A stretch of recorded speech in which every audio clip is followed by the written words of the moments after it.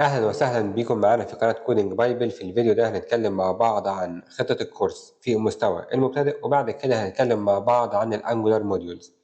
بالنسبة لخطة الكورس في المستوى المبتدئ فهي هتمشي كالتالي: هنعمل فيديوهات هنشرح فيها الأساسيات اللي من غيرها ما تقدرش تعمل أي تاسك خالص، وبعد كده هعمل فيديو هشرح فيه الطريقة اللي هنستخدمها علشان نعرف نحل أي تاسك تجيلنا، أو بمعنى أصح إزاي نجيب الخوارزمية أو طريقة حل أي تاسك.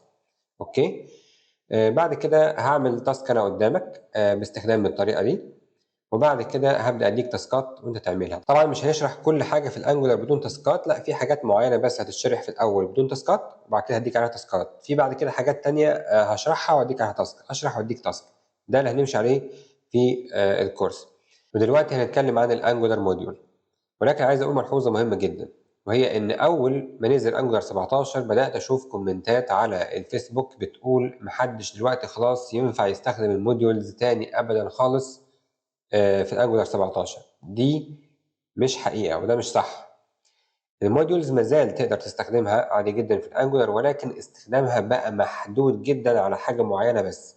الحاجه دي هنتكلم فيها في الفيديو اللي جاي لما نتكلم عن الانجولار نتكلم عن الستاند الون كومبوننت وليه اصلا عملوه وايه عيوب الموديولز. لما نتكلم عن النقطه دي وقتها هقول لك ايه الاستخدام اللي ينفع تستخدمه للانجولار حاليا. ولكن على فكره اصلا ملحوظه انك يعني ممكن ما تستخدمش الموديولز تاني خالص، ده اصلا موجود من اول انجولار 14، مش بس من اول انجولار 17.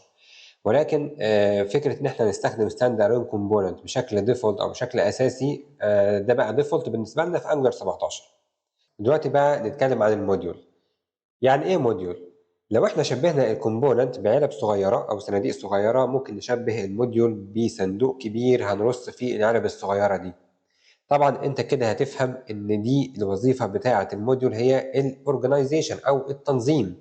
ده حقيقي، وعلى فكرة هي دي الوظيفة اللي بنستخدم عشانها الموديول لحد الآن في أنجولار 17. دي الوظيفة الوحيدة. طبعا هو ليه وظائف تانية هنتكلم عنها دلوقتي في الفيديو ده. اوكي. خلينا نديك مثال واقعي شويه. مثلا لو انت بتعمل ابلكيشن لشركه وفيها جزء خاص بالاتش ار، فانت ممكن تعمل كومبوننت يعرض بيانات الموظفين، كومبوننت مثلا يعرض الحضور والانصراف، كومبوننت يعرض مرتبات الموظفين. دول كلهم 3 كومبوننت خاصين بمين؟ بالاتش ار. فانت ممكن تعمل موديول تسميه اتش ار موديول وتحط جواه ال3 كومبوننت دول. ولما تبقى مثلا محتاج تعمل امبورت لاي واحد فيهم، بتاخد الموديول ده بتعمل له ايه؟ امبورت، بدل ما تعمل امبورت لكل واحد لوحده. تمام. دلوقتي عايزين عشان نشرح الموديول اكتر ونشوف تركيبه ايه ونشوف الان جي موديول ديكوريتور، محتاجين نعمل اصلا موديول. وبالمره كمان احنا زي ما اتفقنا قبل كده ان احنا هنشتغل على النظام القديم في المستوى المبتدئ، فبالتالي عايزين نعدل الابلكيشن بتاعنا والكود بتاعنا علشان نشتغل على النظام القديم. فتعالى كده نبدأ بأول حاجة هنعملها هنا، هي إن إحنا هنعمل موديول جديد هنسميه اب موديول. هنعمل هنا سوري على الاس ار سي، هنعمل كليك يمين ونختار اوبن انتجريتد تيرمينال، وهنكتب الآتي. هنكتب ان جي جينيريت، وممكن تخليها جي فور شورت، موديول طبعا ممكن تخليها ام. اوكي. وهتكتب اسم الموديول هنسميه اب. اوكي. وهنعمل بس حاجه زياده اللي هي خاصه بالراوتنج، لان في الابلكيشنز القديمه بيبقى في دايما عندك 2 موديول اساسيين، الاب موديول والاب راوتنج موديول. دي خاصه ب انك تعمل الراوتنج في الابلكيشن. ما تقلقش، دي هيجي لها وقتها، فبس مؤقتا اعمل معايا اللي انا بقول لك عليه. هنعمل انتر. اوكي. عمل دلوقتي هو 2 موديولز عندنا هنا ايه؟ الاب راوتنج موديول، سوري، عندنا هو هنا عمل الاب راوتنج موديول، وعندنا الاب موديول زي ما احنا شايفين. اوكي. طيب احنا بقى هنعدل المين دوت تي اس علشان المين دوت تي اس مش هو ده اللي كان موجود عندنا قبل كده. اللي كان موجود عندنا قبل كده بنبدأ بحاجة اسمها بلاتفورم براوسر دايناميك، وطبعا في بلاتفورم براوسر لو انت عايز تعرف ايه دول. تمام. بدءًا من اللحظة دي أو بدءًا من أول الفيديو ده هيبقى في ملحق للكورس في آخر الplaylist هيبقى ليه تلقين مختلف، هنشرح فيه بعض الحاجات اللي إحنا مش عايزين نشرحها جوّه الفيديو عشان نطوّل الفيديو. فأنت عشان تفهم يعني إيه platform browser dynamic أو دي عبارة عن إيه أو بتعمل إيه، محتاج تحضر 3 فيديوهات الangular compiler والmode بتاع الcompilation الGIT والAOT وكمان الفيديو التالت اللي هنشرح فيه الفرق ما بين الplatform browser dynamic والplatform browser والbootstrap application تمام، ال3 دول هتلاقيهم في الملحق. طبعًا مش شرط تحضرهم لو أنت مش فارق معاك تتعمق أوي، فمش شرط تحضرهم، حابب تحضرهم عشان تبقى عندك خلفية أو تبقى عارف معلومات أكتر ما فيش مشكلة، تمام، زي ما أنت شايف هو ده اللي إحنا هنعمله، أوكي، كده إحنا عملنا import لل أوكي، عملنا import للapp module طبعًا الcatch جزء الcatch ده هنخليه معانا، إحنا هنشيله خالص، نخلي الcatch عادي جدًا ما عنديش مشكلة.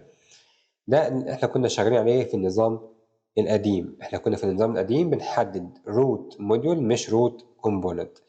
طيب زي ما قُلنا قبل كده لازم هنا بما إنك أنت هتشتغل بroot module يبقى أنت لازم يكون عندك bootstrap أوكي، bootstrap طبعًا مش هنعمل bootstrap دي لازم تحط هنا الapp component لازم تحط الroot component أوكي، إحنا بنحدد root module وجواه الroot component أوكي، طبعًا هنا مدينا error ده عشان خاطر الapp component هو stand alone component وإحنا مش عايزينه stand alone طبعًا، عايزين نشتغل على النظام القديم، فهنيجي هنا هنشيل الstand alone وهنشيل الimport ده، أوكي، وكمان بما إن هو ده نظام قديم فمحتاجين نحطه هنا كمان في الdeclaration هنشرح دلوقتي يعني إيه declaration يعني إيه angular أو الng module decorator، ولو أنت عايز تعرف تفاصيل أكتر عن الdecorator يعني إيه decorator مثلًا بشكل عام وعبارة عن إيه، أو حابب كمان تعرف الdecorator بتشتغل إزاي في الangular برضه هيبقى ليها فيديو مخصوص في الملحق، ولو أي فيديو ما لقيتهوش في الملحق مثلًا أو أنا قُلت مثلًا هيبقى موجود في الملحق أو مش موجود، فتأكد إن أنا لسه هانزّله ما تقلقش يعني، أوكي؟ طيب إحنا كده تمام، ما عندناش أي مشاكل، كده خلاص ضبّطنا كل حاجة، ولكن في حاجة واحدة عايزين نضبّطها، إحنا كده في الangular 17 كل ما نيجي نعمل component جديد by default هيخلّيه لنا stand alone، إحنا مش عايزين ده، عايزين نلغي النقطة دي، أوكي، فهنيجي هنا تمام، هنعمل sorry هنيجي نختار stand alone false عشان لمّا نيجي نعمل component ما يخلّوش stand alone بشكل تلقائي، أوكي، كده إحنا إيه، حفظنا كل حاجة تمام، كده عملنا التعديل بتاعنا علشان نخلّي الapplication تشتغل بالنظام القديم، وبالتالي إحنا مش محتاجين الملف ده، ممكن نعمل له delete أوكي، ومش هنحتاج الملف ده كمان، هنعمل له delete أوكي، عشان نتأكد إن إحنا كده شغالين صح والّا لأ، فممكن نعمل back شوية يعني نرجع أو يعني نفتح الfolder ده في الterminal بعد كده هنعمل ng-s-o عشان نتأكد إن الapplication بتاعنا هيrun بشكل طبيعي والّا لأ. كده هو هنا عمل option can't find module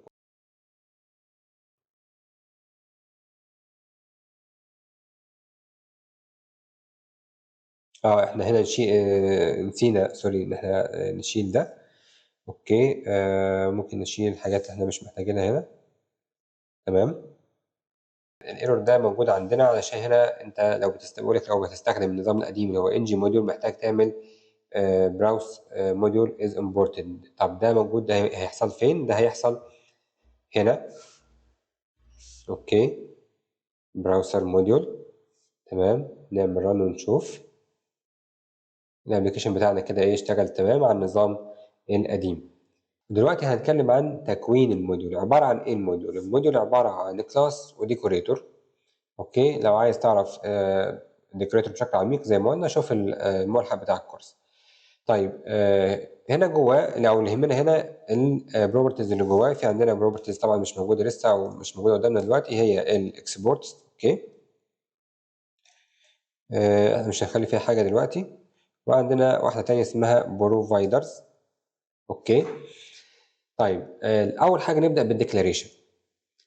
قبل Angular 14 وقبل ظهور الstandalone component كان شرط أساسي لمّا تيجي تعمل component لازم تحطه جوه الdeclaration بتاع one module واحد فقط لا غير. عارف الموضوع بالضبط عامل زي ما أنت بتعمل application وبتعمل فيه classes، ما تقدرش تعرّف أكتر من class بنفس الاسم، ما ينفعش. هي نفس الفكرة كده. لازم تحط الcomponent جوه declaration property زي كده في أي module عامةً. أوكي. مش شرط الاب موديول يعني أو مش شرط الروت موديول. بعد كده عندنا الامبورتس دي الحاجات اللي أنت محتاجها عشان تشتغل في الapplication، أو بمعنى أصح هي الحاجات اللي محتاجها جوّه أو محتاجها عشان تشتغل بيها داخل الcomponents اللي موجودة جوّه الdeclaration. يعني أنت مثلًا تقدر تعمل declaration لأكتر من component جوّه مثلًا الاب موديول، كلّهم مثلًا وليكن محتاجين الcommon موديول، فأنت بتعمل import للcommon موديول عشان تستخدم الحاجات اللي جوّاه في الcomponents اللي موجودة هنا. تمام. دي حاجة. الexports دي بحيث لو أنت محتاج مثلًا لو إحنا عندنا موديول تاني وأنت عايز الcomponents دي تبقى متاحة للmodules التانية دي، هتحطها في الexports. هنشرحها دلوقتي بمثال كده بشكل رسومات، هنشرحها أكتر دلوقتي هتفهمها لمّا نتكلم عن الencapsulation في الmodules. تمام. الproviders. تمام.